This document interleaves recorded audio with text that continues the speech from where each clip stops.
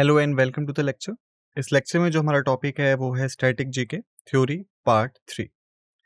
Lecture की शुरुआत से पहले हर बार की तरह इस बार भी एक छोटा सा डिस्क्लेमर, एक छोटा सा आसवीकरण है जो कि हमें यहाँ समझना बहुत ज़रूरी है इससे पहले कि हम आगे प्रस्थान करें। तो डिस्क्लेमर कुछ इस प्रकार से है। The images, text and other materials used in our presentations are for educational purposes only. We respect the intellectual property rights of the original creators and owners. If you are the owner and have any concerns or issues, please contact us at sathi@iitk.ac.in and we shall remove the content immediately. Please note that the parts of the content may have been generated using the generative AI, which is experimental. आइए बात करते हैं। सबसे पहला है हमारा Indian defence. Indian defence training institutions की यदि हम बात करें, राष्ट्रीय Indian military college RIMC Dehradun 1922 में इसको स्थापित किया गया। आर्मी कैडेट कॉलेज देहरादून 1929 में इसको स्थापित किया गया। इंडियन मिलिट्री एकेडमी देहरादून 1932 में इसको स्थापित किया गया। National defence academy Khadakwasla Pune 1941 में इसको स्थापित किया गया।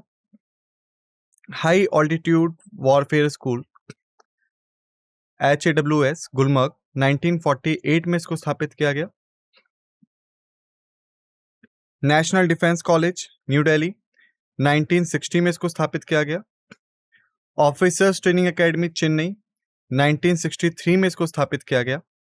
Counter insurgency and jungle warfare school Vairengte Mizoram 1970 में इसको स्थापित किया गया। College of defence management Secunderabad 1970 में इसको स्थापित किया गया। College of combat army war college Mhow Madhya Pradesh 1971 में इसको स्थापित किया गया।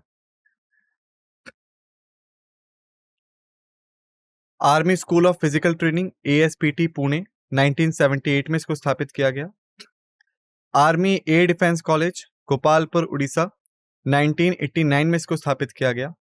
ऑफिसर्स ट्रेनिंग एकेडमी गया 2011 में इसको स्थापित किया गया। Indian national defence university Gurgaon Haryana 2013 में इसको स्थापित किया गया।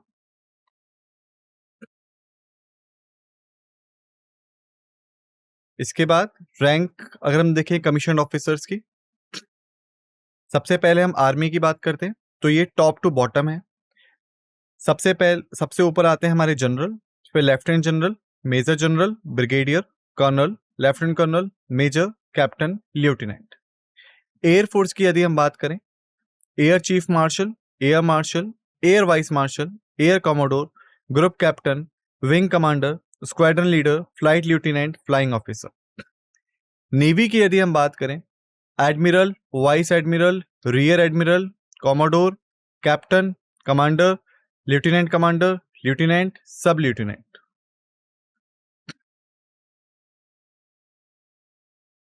वहीं पे अगर हम देखें तो CDS chief of defence staff जो पोजीशन थी, ये हेड थे और साथ के साथ एक परमानेंट चेयरमैन है चीफ ऑफ स्टाफ कमेटी के, जो कि इंडियन डिफेंस फोर्सेस की होती है। जो चीफ ऑफ डिफेंस स्टाफ है वो हाईएस्ट रैंकिंग यूनिफॉर्म्ड ऑफिसर है, 4 स्टार रैंक पे, जो कि अभी भी अपनी सेवाएं दे रहे हैं इंडियन मिलिट्री में। और इसी के साथ साथ ये एक चीफ मिलिट्री एडवाइजर भी होते हैं मिनिस्टर ऑफ डिफेंस के, यानी रक्षा मंत्री के ये चीफ मिलिट्री एडवाइजर भी हैं। साथ के साथ जो डिपार्टमेंट ऑफ मिलिट्री अफेयर्स है, जो कि मिनिस्टर ऑफ डिफेंस के अंडर ही आता है, ये उसको भी हेड करते हैं, उसका भी नेतृत्व करते हैं। अब हम बात करते हैं पैरामिलिट्री, रिजर्व फोर्सेस और बाकी एजेंसीज की। सबसे पहले आती है Indo Tibetan border police ITBP। इसे 1962 में जो साइनो इंडियन वॉर हुआ था, या भारत चाइना का जो युद्ध हुआ था, उसके बाद इसको स्थापित किया गया था। इसका मुख्य काम है जो उत्तरी सीमाएं हैं भारत की, वहां पे जो चाइना से मुख्यतः जुड़ती हैं, उन्हें लगातार मॉनिटर करना और वहां से किसी प्रकार की स्मगलिंग या किसी भी प्रकार का गैर कानूनी घुसपैठ रोकनी। नेशनल सिक्योरिटी गार्ड्स NSG की यदि हम बात करें, इसे 1986 में स्थापित किया गया था मिलिटेंसी को काउंटर करने के लिए देश के अंदर। और ये हाईली ट्रेन्ड फोर्स होती है जो कि मुख्यतः स्पेशलाइज होती है मिलिटेंट से डील करने में।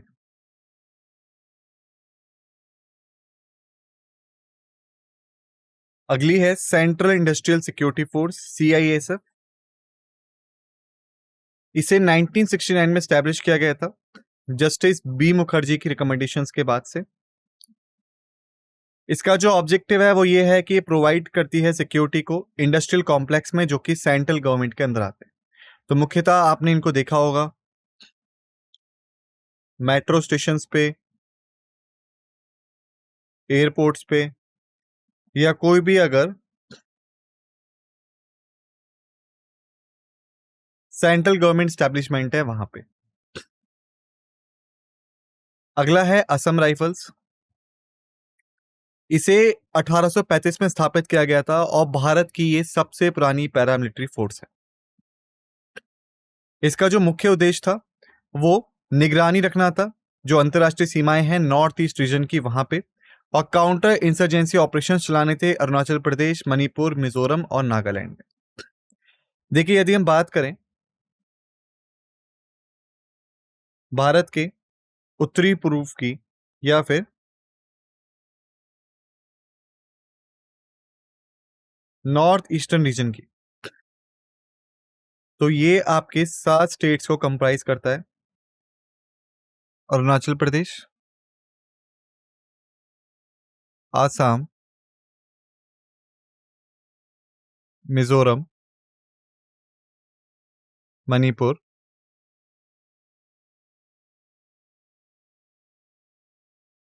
मेघालय,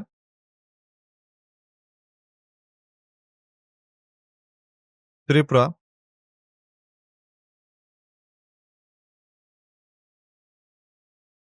एंड नागालैंड। ठीक है, तो इनकी जो अंतर्राष्ट्रीय सीमाएं थी वहां पे मुख्यतः निगरानी रखना कार्य था असम राइफल्स का। फिर है बॉर्डर सिक्योरिटी फोर्स, BSF। इसे 1965 में 1965 में स्थापित किया गया था। इसका जो मुख्य उद्देश्य होता है वो भारत की अंतर्राष्ट्रीय सीमाओं को पहरेदारी करना होता है और साथ के साथ भारत में जो घुसपैठ है उसे रोकने के लिए होता है। ये मुख्यतः आपकी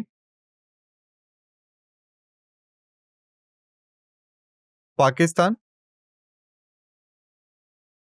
और बांग्लादेश बॉर्डर पे होती है।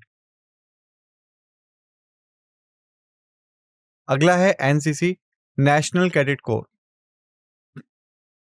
इसे 1948 में स्थापित किया गया था।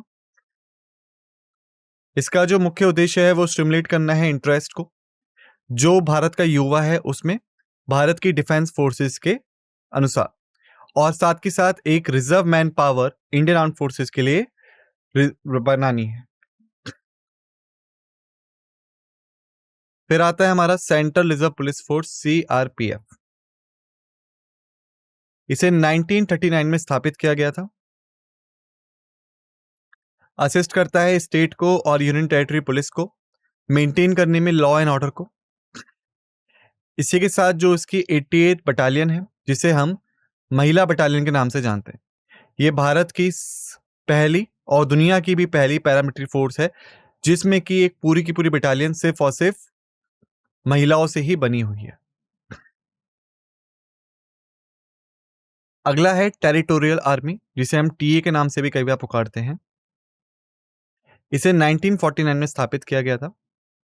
ये एक वॉलंटरी पार्ट टाइम फोर्स है जिसमें मुख्यतः सिविलियंस होते हैं जिनकी उम्र 18 से 42 साल के बीच में है, जो कि भारतीय सुरक्षा फोर्सेस या फिर इंडियन डिफेंस फोर्सेस में या भारत की सुरक्षा में अपना योगदान देना चाहते हैं, वो इसको ज्वाइन करते हैं। फिर आता है हमारा होम गार्ड्स। इसे 1946 में स्थापित किया गया था। असिस्ट करता है पुलिस को मेंटेन करने में सिक्योरिटी, डिफेंस फोर्सेस को सपोर्ट करता है, वहीं पे लोकल अथॉरिटीज को हेल्प करना होता है इमरजेंसीज के दौरान। फिर आता है हमारा ICG, इंडियन कोस्ट गार्ड, भारतीय तट रक्षक। 1977 में इसको स्थापित किया गया था। मुख्य उद्देश्य है प्रोटेक्ट करना भारत के मैरीटाइम और अदर नेशनल इंटरेस्ट को भारत के मैरीटाइम जोन्स के भीतर पड़ने वाले। फिर आता है हमारा आईबी इंटेलिजेंस ब्यूरो। 1887 में इसको स्थापित किया गया था। इसका जो ऑब्जेक्ट है वो ये है कलेक्ट करना सीक्रेट इंफॉर्मेशन को जो भारत की सुरक्षा से जुड़ी हुई है। इसको सबसे पहली बार 1887 में स्थापित किया गया था। तब इसका नाम सेंट्रल स्पेशल ब्रांच था, सीएसपी। बाद में 1947 में इसका नाम आईबी कर दिया गया, इंटेलिजेंस ब्यूरो। फिर आता है हमारा CBI, central bureau of investigation. 1963 में इसको स्थापित किया गया था। इसका जो उद्देश्य है वो इन्वेस्टिगेट करना है केसेस को जहां पे मिसकंडक्ट किया गया है पब्लिक सर्वेंट्स के द्वारा, चाहे वो चीटिंग हो, एम्बेजलमेंट यानी कि बिना अथॉरिटी के पैसे का गलत इस्तेमाल, या कोई भी फ्रॉड हो। साथ ही साथ ये अंतरराष्ट्रीय अपराधों की भी इन्वेस्टिगेशन करती है इंटरपोल के साथ मिलकर। यदि हम इंटरपोल की बात करें तो ये पुलिस का एक इंटरनेशनल समुदाय है, यानी दुनिया भर की पुलिस फोर्सेस यहां पे एक साथ कार्य करती हैं ताकि जो अंतरराष्ट्रीय अपराध है उसे रोका जा सके। फिर है NCRB, national crime records bureau. 1986 में इसको स्थापित किया गया था। इसका जो उद्देश्य है वो क्राइम स्टैटिक्स को कलेक्ट करना है नेशनल लेवल पे, और इंफॉर्मेशन को कलेक्ट करना है इंटरस्टेट और इंटरनेशनल लेवल पे। साथ के साथ जो इन्वेस्टिगेशन एजेंसीज हैं उनको असिस्ट करना है किसी भी क्रिमिनल के खिलाफ। फिर आता है हमारा आरएएफ, रैपिड एक्शन फोर्स। 1991 में इसको स्थापित किया गया था। ये सीआरपीएफ के अंतर्गत ही आती है। 10 बटालियन सीआरपीएफ की जो हैं उन्हें रीओरिएंटेड करके रैपिड एक्शन फोर्स में बना दिया गया, जिसका मुख्य उद्देश्य है कम्युनल राइट्स को रोकना पूरे देश भर, यानी जो दंगे फसाद होते हैं उन्हें डील करना। फिर है nuclear and space research centres Bharat के। इंडियन रेयर अर्थ लिमिटेड, ये मुंबई में स्थित है। Uranium corporation of India limited, Jaduguda Jharkhand में स्थित है। Atomic energy commission AEC Mumbai में स्थित है। रिसर्च सेंटर्स इंडिया की अगर हम बात करें आगे, electronics corporation of India limited Hyderabad में स्थित है। Bhabha atomic research centre bark, Trombay Mumbai में स्थित है। रेडियो एस्ट्रोनॉमी सेंटर उवाटा कामुंड तमिलनाडु में स्थित है। Tata institute of fundamental research Mumbai में स्थित है। Saha institute of nuclear physics Kolkata में स्थित है। Centre of earth science studies Thiruvananthapuram Kerala में स्थित है। फिजिकल रिसर्च लैबोरेटरी अहमदाबाद में स्थित है। स्पेस कमीशन बेंगलोर में स्थित है। विक्रम साराभाई स्पेस सेंटर तिरुवनंतपुरम में स्थित है। Indian space research organisation ISRO Bengaluru में स्थित है। स्पेस एप्लीकेशन सेंटर अहमदाबाद में स्थित है। Thumba equatorial rocket launching station Thumba Kerala में स्थित है। Second satellite launch port plant Thoothukudi Tamil Nadu में स्थित है। अब हम बात करें खेलों की तो ओलंपिक्स जो हैं उन्हें 1776 बीसी में सबसे पहली बार शुरू किया गया था माउंट ओलंपिया पे, ताकि जो ग्रीक भगवान हैं ज्यूस उनकी रिस्पेक्ट में। मॉडर्न ओलंपिक गेम्स की शुरुआत एथेंस में होती है ग्रीस में 6 अप्रैल 1896 में, जिसमें कि फ्रेंच नोबल मैन जो थे बैरन प्योर से डी कॉबर्टिन, उन्हों के एफर्ट्स के बाद ही ये गेम शुरू हुए थे। ओलंपिक गेम्स जो हैं वो हर साल 4 साल में एक बार होते हैं। ओलंपिक फ्लैग में 5 इंटरवोवन यानी आपस में मिली हुई रिंग्स होती हैं, जिसे हम ओलंपिक एम्बलम के नाम से भी जानते हैं। रिंग्स जो हैं उन्हें 3 से 2 के पैटर्न में रखा जाता है व्हाइट बैकग्राउंड पे। ब्लू रिंग जो होती है वो एक्सट्रीम लेफ्ट में होती है। उसके बाद येलो, ब्लैक, ग्रीन और रेड आती हैं, जो दर्शाती हैं यूरोप को, अफ्रीका को, अमेरिका को, एशिया को और ओशिनिया को रिस्पेक्टिवली। ऑफिशियल ओलंपिक मोटो जो है वो है सिटियस अल्टियस फोर्टियस, जो कि लैटिन वर्ड है जिसका मतलब होता है swifter, higher, stronger. 2024 summer olympics जो थे वो पेरिस में होंगे, फ्रांस में। वहीं पे अगर हम बात करें अब दूसरे स्पोर्ट्स के बारे में, तो कॉमनवेल्थ गेम्स आता है। कॉमनवेल्थ गेम्स की शुरुआत हुई थी 1930 हैमिल्टन, कनाडा से। जो पहला कॉमनवेल्थ गेम्स है वो 1930 में हैमिल्टन, कनाडा में खेला गया। जो गेम्स हैं वो हर 4 साल में एक बार होते हैं 1930 के बाद से। सिर्फ 1942 और 1946 में नहीं हुए थे क्योंकि वर्ल्ड वॉर सेकेंड चल रहा था। कॉमनवेल्थ गेम्स फेडरेशन जो है वो रिस्पॉन्सिबल है डायरेक्शन और कंट्रोल के लिए कॉमनवेल्थ गेम्स के। कॉमनवेल्थ जो है नेशंस की, या हम कह सकते हैं कॉमनवेल्थ नेशंस जो हैं वो इस समय पे 53 कंट्रीज हैं। जो 21वां कॉमनवेल्थ गेम्स था वो हुआ था आपका गोल्ड कोस्ट, क्वींसलैंड, ऑस्ट्रेलिया में 2018 में, जिसमें ऑस्ट्रेलिया ने सबसे ज्यादा गोल्ड मेडल जीते थे। जो मोस्ट रिसेंट 22वां कॉमनवेल्थ गेम्स था वो हुआ था बर्मिंघम में 28 जुलाई से लेके 8 अगस्त 2022 तक। फिर हम बात करते हैं एशियन गेम्स के बारे में। एशियन गेम्स, जिन्हें हम एशियाड के नाम से भी जानते हैं, एक मल्टी स्पोर्ट्स इवेंट है जो कि हर 4 साल में एक बार होता है, जिसमें एशिया भर के सभी एथलीट्स पार्टिसिपेट करते हैं। ये गेम्स जो हैं इन्हें ओलंपिक काउंसिल जो है एशिया की वो रेगुलेट करती है और इंटरनेशनल ओलंपिक कमेटी इसका सुपरविजन करती है। जो फर्स्ट एशियन गेम्स हैं वो 1951 में नई दिल्ली, इंडिया में हुए थे। 18वां एशियन गेम्स जो है वो जकार्ता में हुआ, इंडोनेशिया में 2018 में, जहां पे इंडिया जो था उसकी 8th पोजीशन आई थी।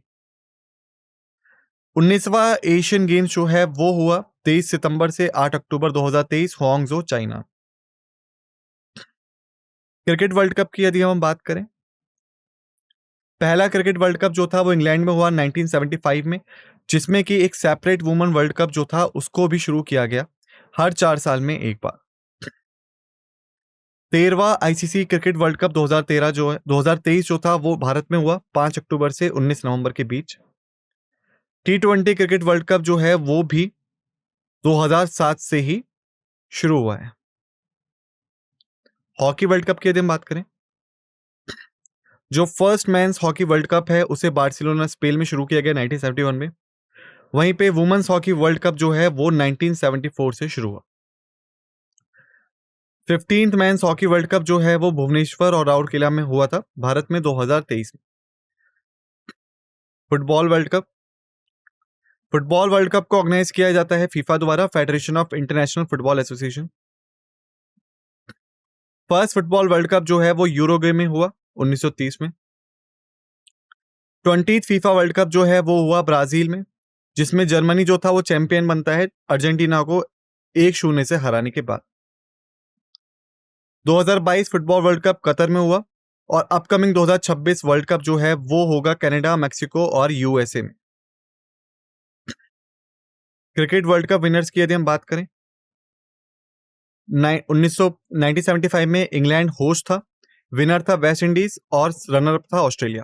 1979 इंग्लैंड होस्ट था, विनर था वेस्ट इंडीज, रनर अप था इंग्लैंड। 1983 इंग्लैंड होस्ट था, विनर था इंडिया, रनर अप था वेस्ट इंडीज। 1987 इंडिया होस्ट था, विनर था ऑस्ट्रेलिया और रनर अप था इंग्लैंड। 1992 ऑस्ट्रेलिया होस्ट था, विनर था पाकिस्तान, रनर अप था इंग्लैंड।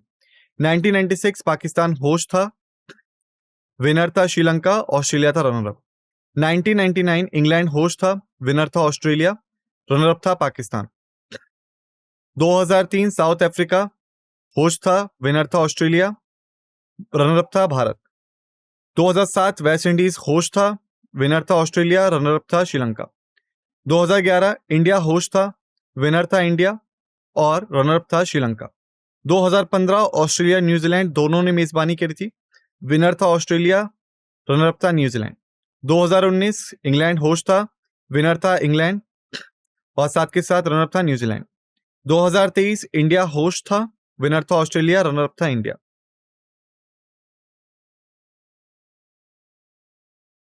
2007 साउथ अफ्रीका होस्ट था, विनर था इंडिया, रनर अप था पाकिस्तान।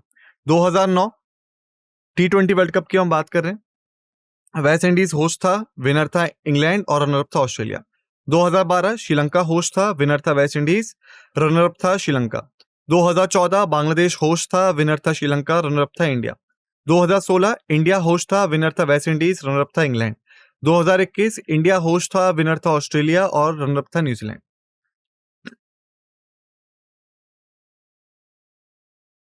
अब हम बात करते हैं यूनाइटेड नेशन ऑर्गेनाइजेशंस के बारे में। सबसे पहला था यूएन।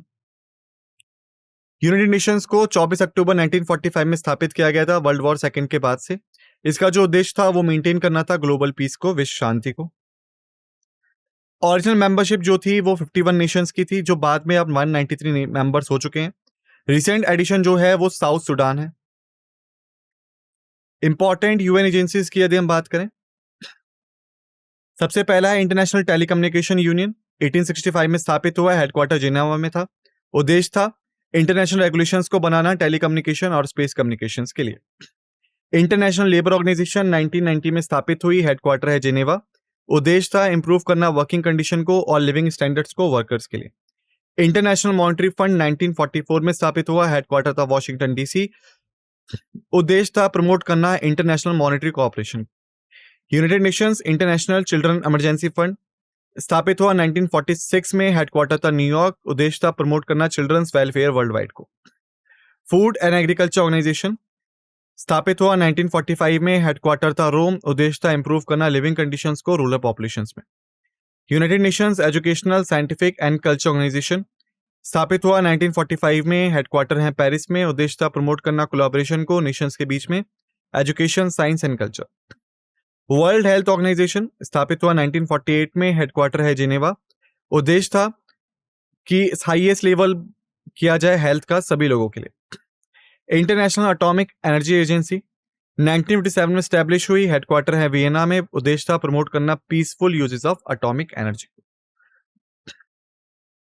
यूनाइटेड नेशंस के जो हेडक्वार्टर्स हैं वो न्यूयॉर्क सिटी में है, वहीं पे इसके ऑफिसेस नैरोबी, जेनेवा और वियना में भी हैं।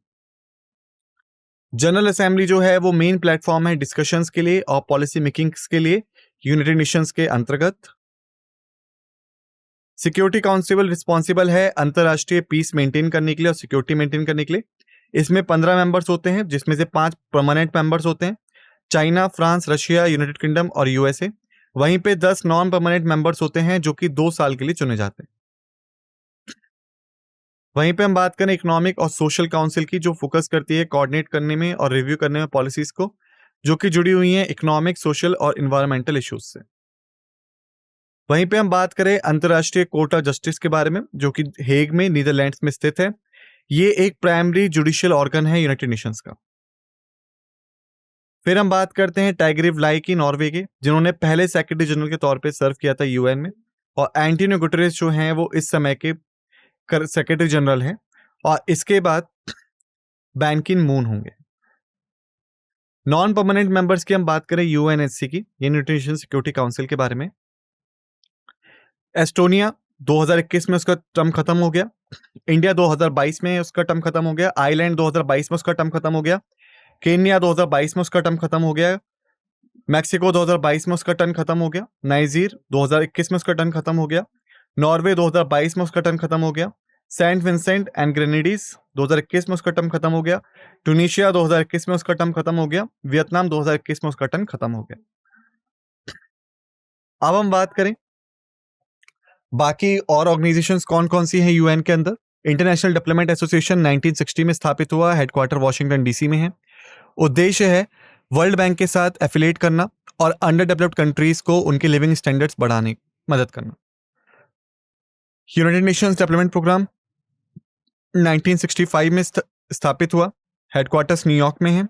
असिस्ट करता है डेवलप्ड कंट्रीज को उनकी वेल्थ प्रोड्यूसिंग कैपेबिलिटीज बढ़ाने के लिए। यूनाइटेड नेशंस एनवायरमेंटल प्रोग्राम 1972 में स्थापित हुआ, हेडक्वार्टर है नायरोबी में। प्रमोट करता है इंटरनेशनल कॉपरेशंस को एनवायरमेंटल मैटर्स में।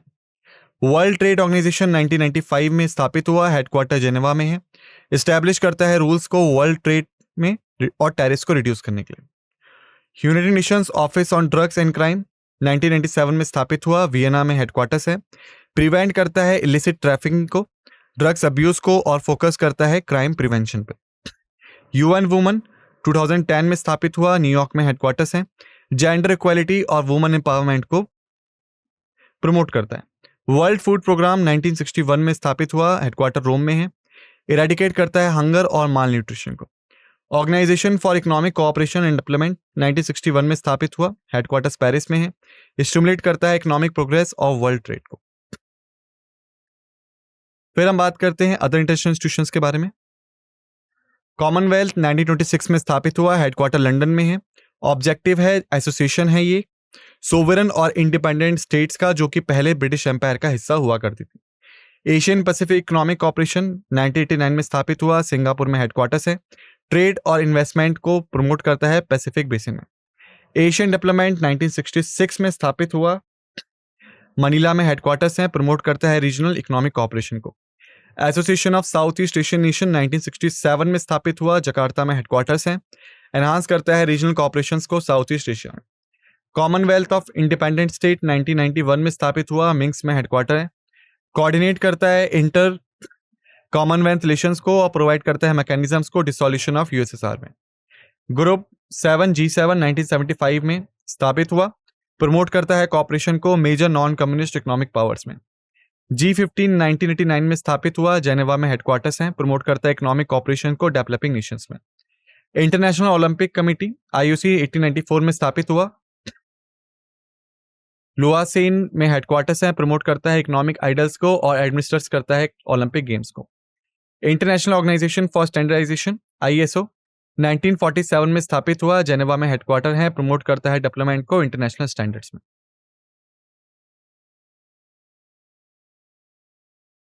नॉन अलाइन मूवमेंट 1961 में स्थापित हुआ, उद्देश्य है पॉलिटिकल कॉपरेशन को सेपरेट करना और इन्फ्लुएंस से बचाना यूएसए और यूएसएसआर के, जो कि कोल्ड वॉर के दौरान चल रहा था। यूरोपियन यूनियन 1993 में स्थापित हुआ, हेडक्वार्टर है ब्रसेल्स में। इसका उद्देश्य है क्रिएट करना एक यूनाइटेड यूरोप और एक स्ट्रॉन्ग इकोनॉमिक और पॉलिटिकल बॉन्ड्स के साथ। नॉर्थ अटलांटिक ट्रीटी ऑर्गेनाइजेशन 1949 में स्थापित हुई, ब्रसेल्स में। एंश्योर करती है म्यूचुअल डिफेंस और कॉपरेशन अपने मेंबर स्टेट्स के बीच में। Organisation of petroleum exporting countries 1960 में स्थापित हुआ, हेडक्वार्टर है वियना में। सेट करता है वर्ल्ड ऑयल प्राइसेस को और परस्यू करता है मेंबर्स इंटरेस्ट को ट्रेड और डेवलपमेंट में। South Asian association for regional cooperation 1985 में स्थापित हुआ, काठमांडू में। प्रमोट करता है इकोनॉमिक, सोशल और कल्चरल कॉपरेशन अपने मेंबर कंट्रीज के बीच में। एमनेस्टी इंटरनेशनल 1961 में स्थापित हुआ, हेडक्वार्टर्स है लंदन में, मॉनिटर करता है और एडवोकेट करता है ह्यूमन राइट्स को world wide.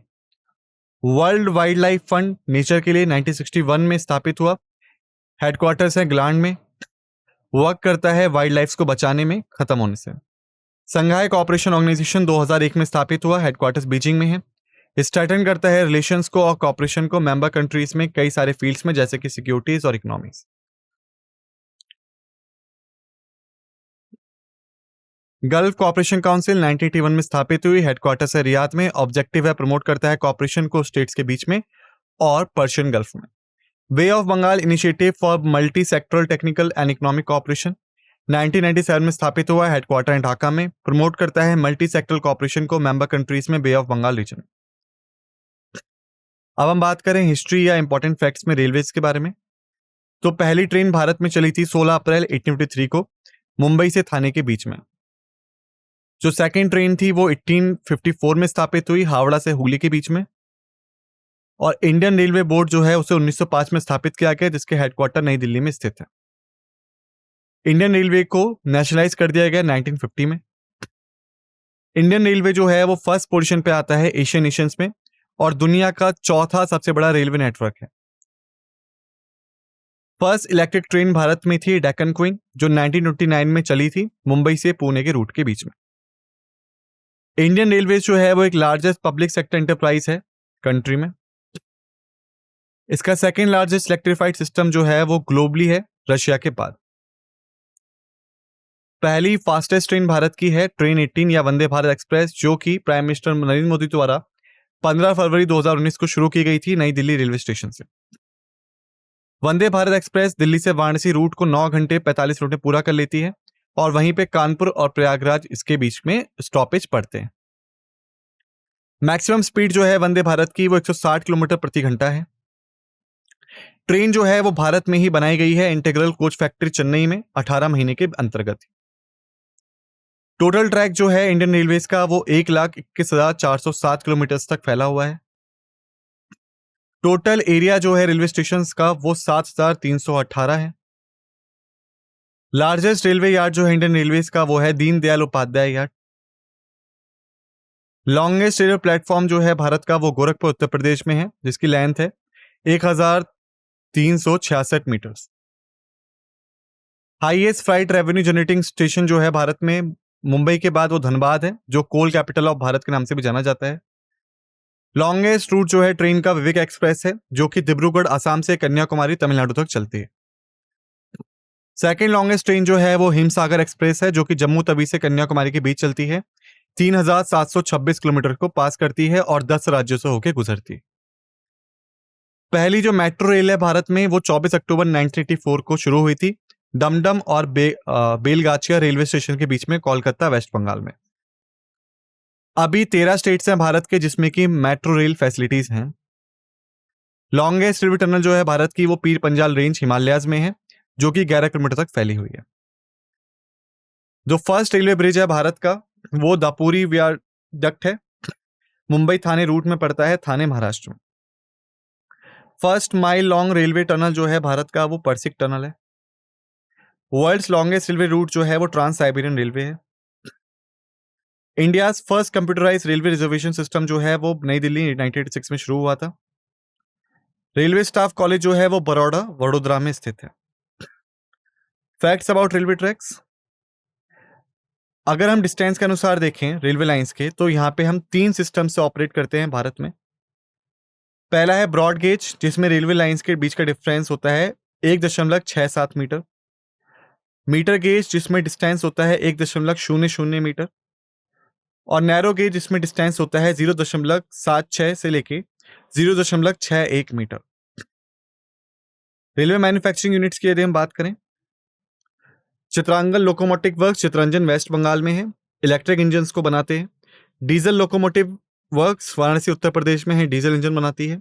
Integral coach factory Perambur Tamil Nadu में है, रेल कोचेस बनाती है। Wheel and axle plant Yelahanka Karnataka में है, व्हील्स और एक्सल बनाता है। Diesel component works Patiala Punjab में है, कंपोनेंट बनाता है डीजल इंजन के। Rail coach factory Kapurthala Punjab में है, रेलवे कोचेस बनाती है। कोंकण रेल प्रोजेक्ट महाराष्ट्र में है, गोवा कर्नाटका केरला में जॉइंट वेंचर प्रोजेक्ट है इन तीनों स्टेट्स का। इसी के साथ हमने कर लिया है इस लेक्चर को समाप्त। आप सभी का धन्यवाद।